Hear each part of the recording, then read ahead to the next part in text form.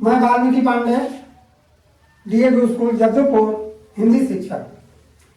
आज इस घंटी में मैं तीसरा के बाद चौथे भाग और पांचवें भाग की कहानी का दिग्दर्शन करा रहा हूं।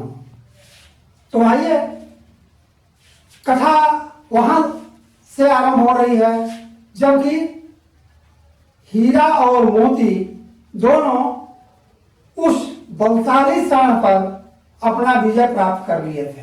उन्हें विजय श्री मिल गई थी।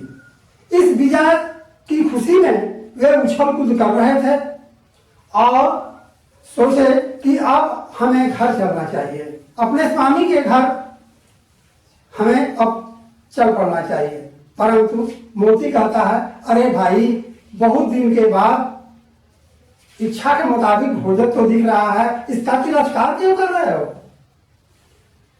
वे पुनः एक पटान किया हुआ, सिंचाई की हुई मटर के खेत में, फसल में वे जाते हैं।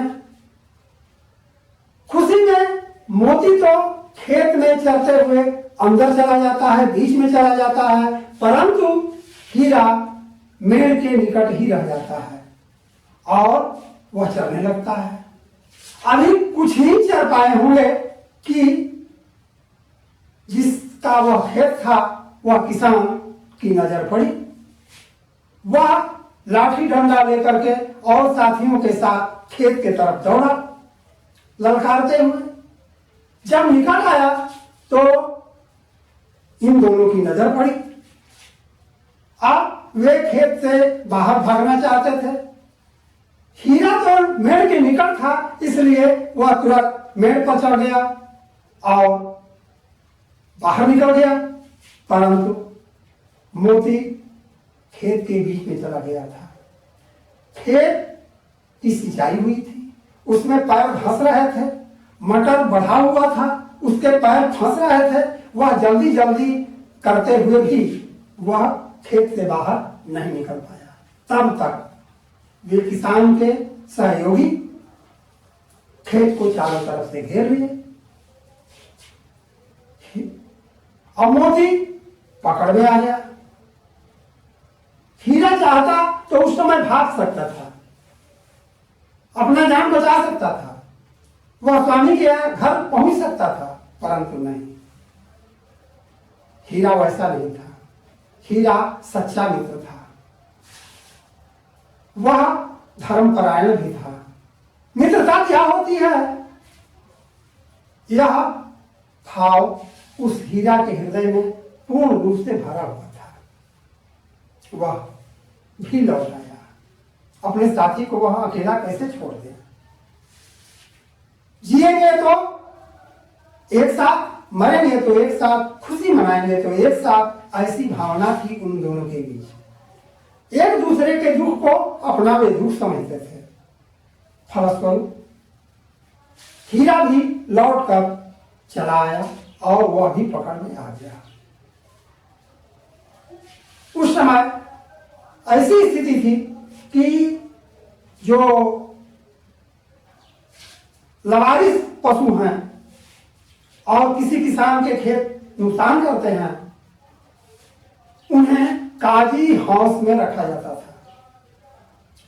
सरकारी यह व्यवस्था थी, अर्थात एक बाड़े में उन्हें बंद किया जाता था और अगर जिसका पशु है वह पहुंचा तो उसका दंड देकर अपने पशु को छुड़ा सकता है। या वे लावारिस हैं, बिना वारिस के हैं, तो उनको अंत में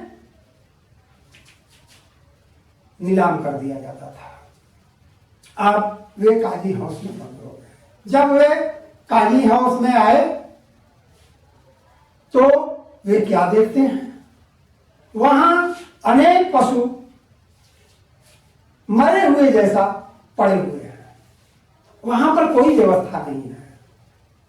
वे एक चारदीवारी के अंदर पड़े हुए हैं। वहां घोड़ियां थी, बकरियां थी, भैंसें थी, वहां गधे थे। अब उसी में इनको भी बंद कर दिया गया। सुबह से शाम हो गई, परंतु एक भी मुंह में डालने के लिए चारे नहीं आए। उनके सामने ही नहीं, किसी भी पशु के सामने कोई चारा न था।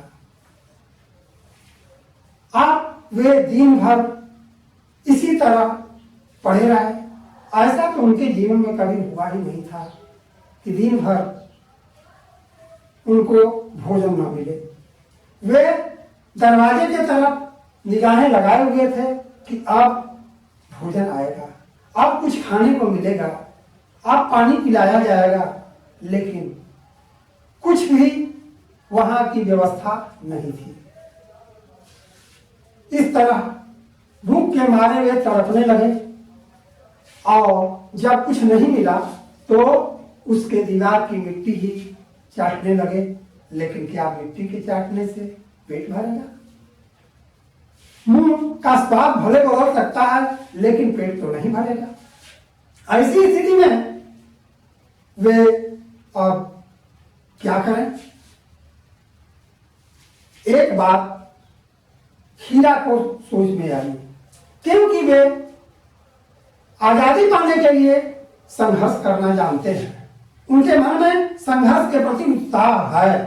वे गुलाम बनकर जीना नहीं चाहते, क्योंकि गया के गुलामी से तो अभी मुक्त हुए हैं। अब वे इस कांजी हाउस के गुलामी से भी मुक्त होने की उपाय सोचने लगे। अब हुआ क्या कि वे अब रात को जब चारों तरफ निर्जनता छा गई, सब सो गए, तो वे सोचे कि अब इसका दीवार तोड़ देना चाहिए।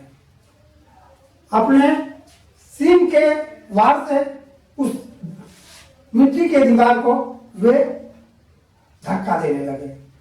उससे छोटे छोटे चप्पड़ अर्थात माटी के टुकड़े गिरने लगे। थोड़े आवाज हुई, या हो सकता है कि वहां पे देख रेख करने वाले का समय हो गया हो हाजिरी लेने का, उन्हें देखने का, उनका निरीक्षण करने का। तो वह अपना लालटेन लिए हुए, बत्ती लिए हुए वह उसके तरफ आता है तो देखता है कि हीरा उदंड है और दीवार गिराने का प्रयास कर रहा है। इसलिए क्रोध में आकर कई डंडे बरसाए और पीटने के बाद उसे मोटी रस्सी में बांध दिया गया। अब बंधा हुआ हीरा करता तो क्या करता? अब एक मित्र तो अभी उसके अधूरे कार्य को पूरा करने के लिए स्वतंत्र था उस चार दीवारी के अंदर। कहा कि चलो भाई, तुम्हारा कार्य मैं पूरा कर देता हूं। और वह कुछ रात गए, कुछ समय के बाद वह अपने सींगों का जोर आजमाने लगा उस दीवार, लेकिन हर बार उसे निराशा ही दिख रहा था। लेकिन वह साहस नहीं हारा। वह पीछे हट हट करके और दीवार पर अपने सींग से वार करता। थोड़ी देर के बाद उसमें से एक माटी का चप्पड़ धोखा टुकड़ा गिरा। उसका कुछ भरोसा बढ़ा कि अब हमारा काम हो जाएगा। वह वार पर वार करता रहा, जोर लगाता रहा। अंततोगत्वा आधी दीवार गिर गई और दीवार गिरने के बाद वह उसे पशुओं को बाहर निकलने के योग्य साफ किया। इसके बाद सबसे पहले वह 3 घोड़ियों को बाहर खड़े चली गई। छलांग लगा करके घोड़ियां बाहर चली गई। उसके बाद बकरियां भाग गई। उसके बाद भैंसे भी सचेत हो गई और वह भी उस बाड़े से बाहर निकल भागी। इधर अपने मित्र की रस्सी को तोड़ने के लिए मोती प्रयास कर रहा था। अर्थात प्रयास करने के बाद ही मोती अपने मित्र हीरा का रस्सी नहीं तोड़ पाया, उसे मुक्त नहीं कर सका। परंतु तब भी गधे अभी सोच में पड़े हुए थे, भागे या न भागे। ऐसी दशा देखकर उसे क्रोध और हंसी दोनों आ गई। अरे मूर्ख, तुम लोग अभी तक इसमें क्या कर रहे हो? यहां से भाग जाओ। लेकिन वे भागने के नाम नहीं ले रहे थे। उनके मन में भय था कि फिर बाहर जाएंगे और फिर पकड़कर इसी में आएंगे, मार खाना पड़ेगा। उससे अच्छा है यहीं पड़े रहना। अब वे जब नहीं भागे तो मोती ने उन्हें सींग से मार मार कर बाड़ी से बाहर कर दिया, उन्हें भगा दिया। हीरा कहता है, भाई तुम भी भाग जाओ, तुझे तो बहुत मार पड़ेगी, मुझे छोड़ दो यहां। लेकिन मोती कहता है, क्या भाई अब हमारा यही सौभाग्य है कि मैं भाग जाऊं अपने मित्र को छोड़कर? क्या मैं इतना छल कपट से भरा हुआ हूं? मेरे अंदर अपने मित्र के प्रति उदारता है, स्नेह है, प्यार है। मैं तुझे छोड़कर कैसे जा सकता हूं? अरे भाई, हम तो रहेंगे एक साथ, चाहे जिएंगे या मरेंगे, परतंत्र रहेंगे या स्वतंत्र होंगे। अब वे आगे बढ़ते हैं और इसी तरह वे कांजी हाउस में 7 रोज तक बिना भोजन के पड़े रहे। कभी कभी उन्हें पानी दिखा दिया जाता था, लेकिन खाने के नाम पर कुछ नहीं मिलता था। एक दिन उनके बाड़े के सामने डुगडुगिया बजने लगी। कुछ लोग इकट्ठे हुए, 50-60 लोग वहां इकट्ठे हो गए। उन्हें यह जान नहीं पड़ रहा था कि बात क्या है।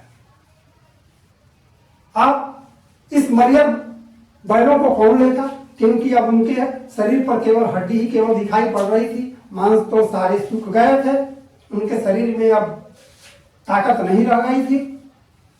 तब तक एक लाल लाल आंख वाला क्रूर स्वभाव का एक दढ़िया व्यक्ति वहां आया, मुंशी से बात किया। उनके कुल्ले में अंगुली गोद गोद कर वह देखने लगा क्या इसमें कुछ है या नहीं, अंदाजा कर रहा था और मुंशी से साथ साथ बात भी कर रहा था। अंततोगत्वा उससे सौदा पट गया।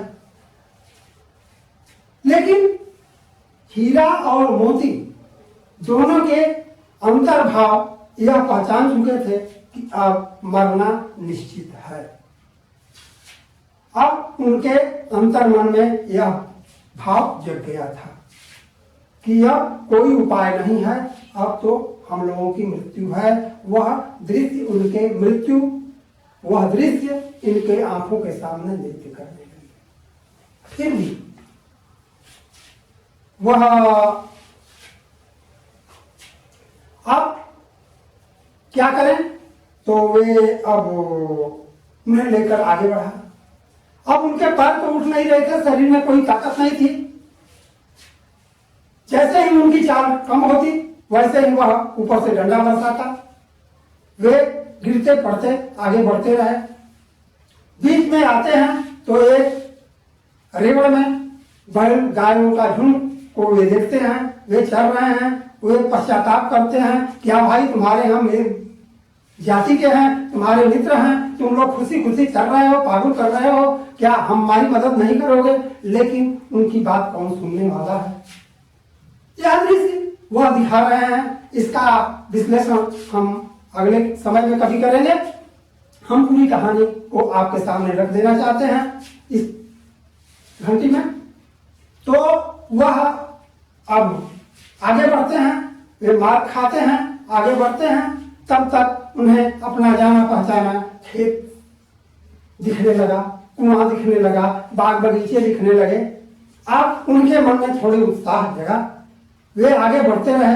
अब जहां वे खेत में काम करते थे वे खेत भी दिखाई पड़ा, वे कुआं भी दिखाई पड़ गया।